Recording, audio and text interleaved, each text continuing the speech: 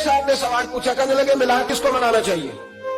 میں نے کہا اس بیٹی کو منانا چاہیے میلاد جو زندہ ہوتی تھی تو دفن کر دیا جاتا تھا، پر میرے رسول نے فرمایا اب جو بیٹی پالے گا نا میں اس کا بازو پکڑ کے جنت میں ساتھ لے کے جاؤں گا۔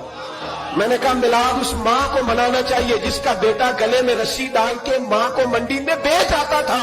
میرے مصطفیٰ کریم نے فرمایا جنت 7 آسمانوں کے اوپر سدرۃ المنتہا کے پاس تھی، پر میں نے وہاں سے کھینچ کے لا کے ماں کے قدموں کے نیچے رکھ دی ہے۔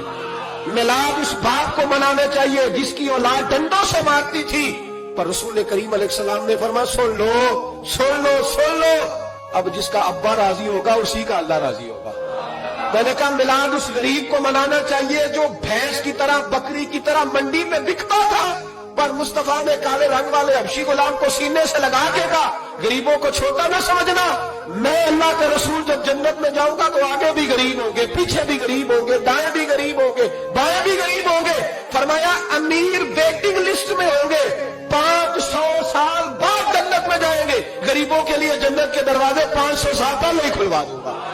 اسے منانا چاہیے، میلاد منانا چاہیے۔ اور میں نے کہا مولوی صاحب تجھے پوچھتا کوئی نہ، تیرا ذکر کوئی نہ کرتا، لیکن تو ممبر پہ بیٹھا ہے، تو محمد عربی کے نام کا کھا رہا ہے، تو علی کے نام کا کھا رہا ہے، تو عمر عثمان اور ابو بکر کے نام کا کھا رہا ہے، تو اسنین کا صدقہ کھا رہا ہے۔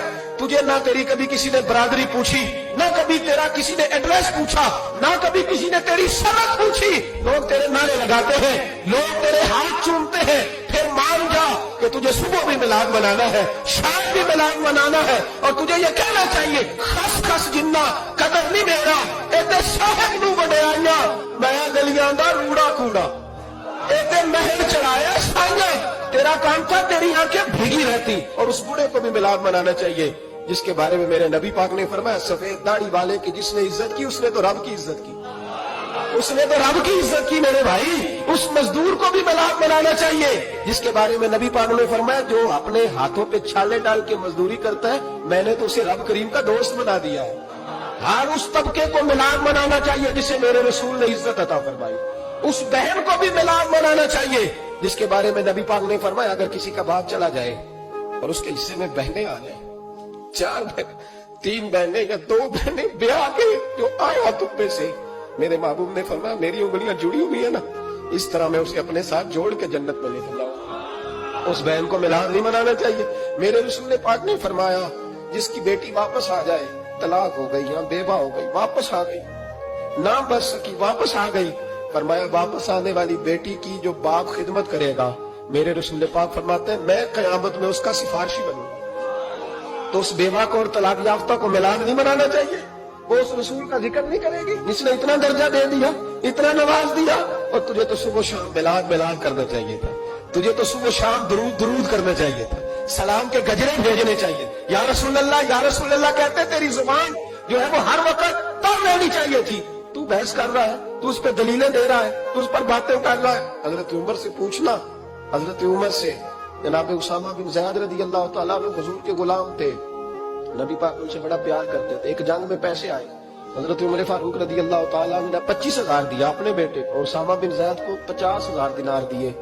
بیٹا کہنے لگا ابا جی وہ تو چھوٹے ہیں میں بڑا ہوں، وہ حضور کے زمانے میں بچے تھے میں جہاد کرتا تھا، یہ آپ نے کیا کیا؟ تو حضرت عمر رو پڑے، کہنے لگے بیٹا یہ تیرے باپ کے سر پر جو عزت کے بال ہیں یہ مصطفیٰ کے اگائے ہوئے۔ یہ نبی پاک، اسامہ سے نبی پاک کا پیار بڑا تھا، حضور کی محبت بڑی تھی۔ بیٹا اس کے ناک سے ریٹ نکلتی تھی تو رسول پاک اپنے ہاتھوں سے صاف کر دیتے تھے، حضور اس کو گود پہ بٹھاتے تھے۔ میں کیسے بھول جاؤں رسول پاک کے احسانات کیسے۔ حضرت عمر جا رہے تھے تو مکے کے رستے میں ایک تنا آیا، کھجور کا خشک تنا، حضرت عمر نے اس کو بازوؤں میں لے کے رونا شروع کر دیا۔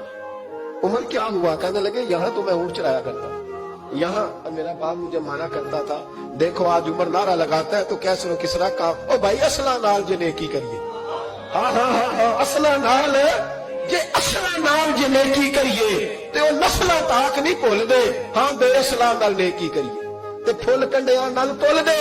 اور سن تیری دنیا بھی حضور کے صدقے بنی اور تیری قبر میں بھی کوئی ساتھ نہیں جائے گا، کوئی ساتھ نہیں جائے گا، قبر میں بھی مصطفیٰ کریم صلی اللہ ہو۔ اور دیکھنا قبر کے اندر بھی کبھی کوئی گیا ہے، قبر میں بھی رسول پاک، قبر میں بھی رسول پاک، قبر میں بھی رسول پاک۔ میرے استاد فرمایا کرتے تھے بتاؤ جس قبر میں نبی پاک آئیں گے وہاں عذاب کیا ہونا ہے؟ जब हुजूर ही आ गए तो अजाब क्या होना है? नबी पाक तो जिधर से गुजर जाए रब वो जगह जन्नत बना देता है। वहां क्या अजाब होना है? वहां तो दीदार होना है। तेरी कब्र में भी नबी पाक। और हुजूर ने फरमाया मिजान अमल पे अमल तुलेंगे तो फिर भी मैं तुम्हारे पास हूँगा। हुजूर अलैहिस्सलाम ने फरमाया पुल सिरात से गुजरोगी तो फिर भी मैं तुम्हारे पास हूँगा। और मेरे रसूल पाक अलैहिस्सलाम ने फरमाया जब तुम जन्नत में जाने लगोगे तो फिर भी मैं तुम्हारे। तू बता, तेरे रसूल तो हर वक्त तेरे साथ है, तू कब कब नबी पाक के साथ होता है? तू बता ना, तू कब कब नबी पाक के साथ? मैं छोटे जलसे का कायल हूं, लंबी महफिल में गुजारिश करता हूँ दोस्तों से कि लंबा जलसा न करो। लेकिन एक जगह पे मैं गया तो एक बड़े पढ़े लिखे आदमी ने मुझे कहा मौलाना इनको समझाएं, आधी रात तक बिठाए रहते, इनको समझाएं।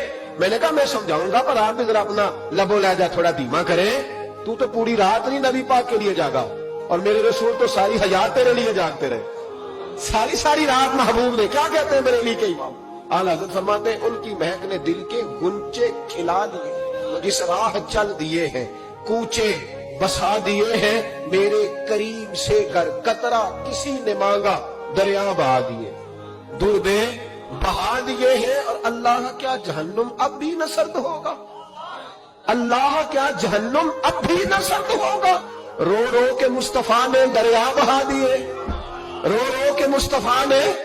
और फिर कहने लगे रो रो के मुस्तफा ने उनके निसार कोई कैसे ही रंज में हो, जब याद आ गए हैं सब गम भुला दिए, जब याद आ गए हैं सब गम भूल। इसीलिए तो हम कहते हैं मिलाद खोल के मनाओ। रसूल पाक का मिलाद बहाने करते हैं, बहाने वो करता है जिसने काम नहीं करना होता, जिसने करना होता है वो बहाने।